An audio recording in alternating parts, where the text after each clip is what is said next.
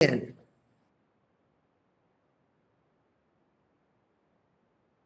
Committee on House Administration will come to order.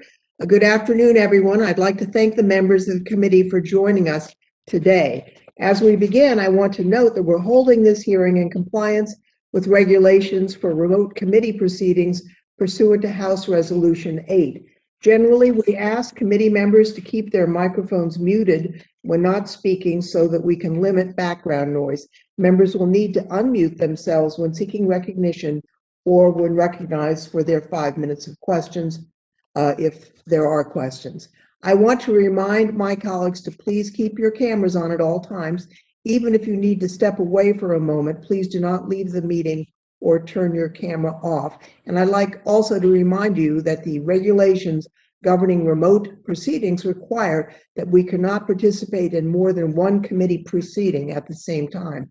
At this time, I ask unanimous consent that all members have 5 legislative days in which to revise and extend their remarks and have any written statements be made part of the record.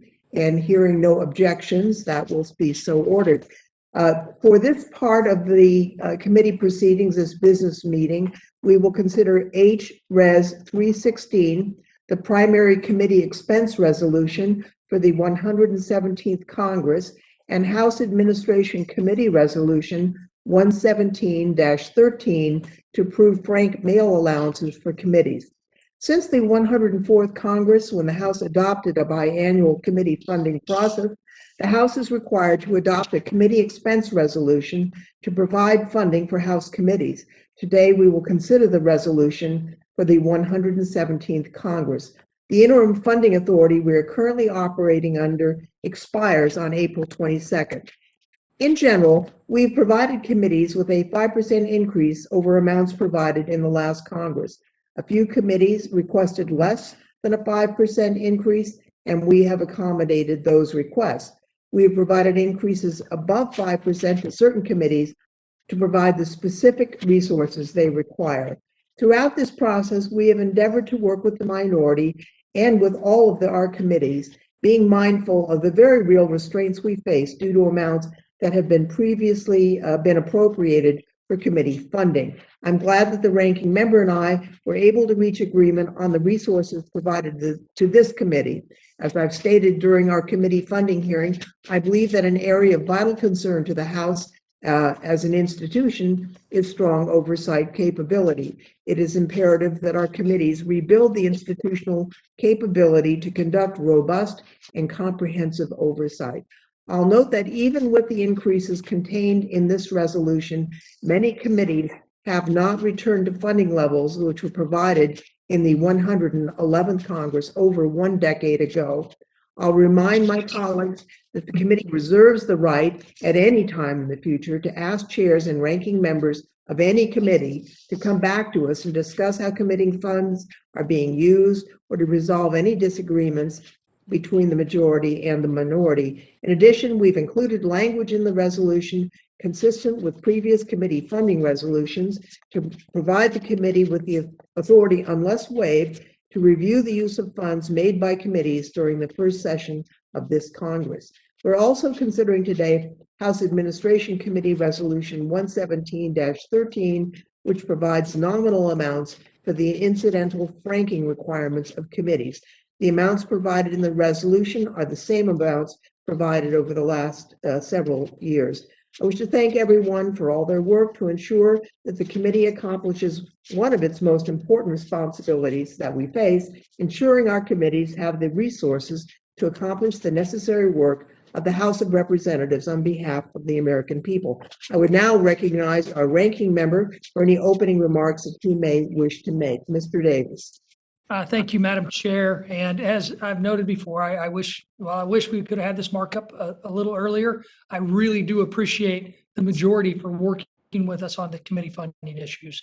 I believe the underlying committee funding resolution is a step in the right direction and will allow the House to increase its oversight capacity. I'd like to get assurance from the chairperson that any allocation from the reserve fund must be done in concurrence with the ranking member or be considered in a committee meeting as we agreed to in the last Congress. That has been our policy in the past and will continue to be in the future. Much appreciated, Madam Chair. I appreciate the relationship, a working relationship we develop on this. And I look forward to working with you and the committees in the future if more funds are needed out of that reserve fund. As I noted at our hearing on this, it's about so much more than how much money each House committee should receive. It's a reflection on our priorities and our responsibility as the legislative branch of the greatest and most powerful country in the world. Committees are one of the major pillars of this institution.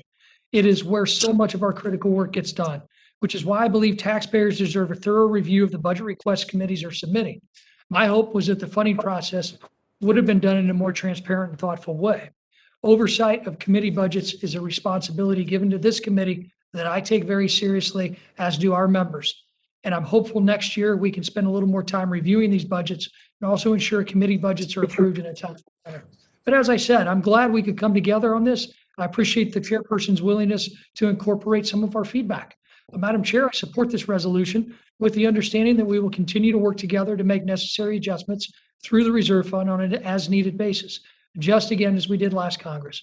Again, I thank you for your cooperation and the cooperation of the majority and their staff, and I yield back. Very good. I now call up HRes 316. Without objection, the first reading of the resolution is dispensed with. Without objection, the resolution is considered as read and open for amendment at any point. Does any member wish to be recognized regarding HRes 316? Seeing not, it is now in order to consider the resolution. I move that HRes 316 be reported favorably to the House. All those in favor will please indicate by saying aye. Aye. Aye. Aye. Are there any opposed? If so, say no. And in the opinion of the chair, the motion is agreed to unanimously. And the HRes 316 is reported favorably to the House, and without objection, the motion to reconsider is laid on the table. I now call up House Committee Resolution 117-13. Does any member wish to be recognized regarding this resolution? Seeing none, the question is on approving House Administration Committee Resolution 117-13. All in favor, please say aye. Aye. Are there any opposed? If so, say no. In the opinion of the chair, the ayes have it, and the resolution is agreed to, and without objection, the motion to reconsider is laid upon the table. Without objection, the staff is authorized to make any technical and conforming changes, and without objection, this committee meeting will stand adjourned. And please recall that we have separate check-ins for our very important hearing at 1 o'clock with the Inspector General that I'm sure everyone will want to participate in. So we need to leave this hearing, and I will see everyone at 1 o'clock for our hearing. We are adjourned.